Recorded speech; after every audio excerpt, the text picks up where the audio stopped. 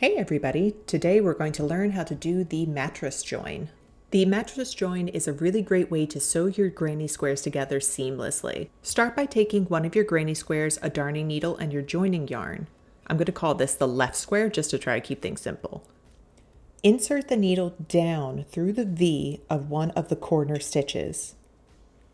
Then insert the needle up through the V of the next stitch. On the joining square, I'm going to call this the right square, do the same thing. Insert down through one corner stitch and then up through the next one. Back on the left square, insert your needle down through the V of the stitch you just came out of and then up through the next stitch, just like we did before. You're going to repeat the same thing on the right square, down through the stitch you came out of and then up through the next stitch. Repeat sewing on either side until you reach the top of your granny squares. You'll see where my joining yarn sticks out, but don't worry, we're going to close that all up when we're finished sewing them together.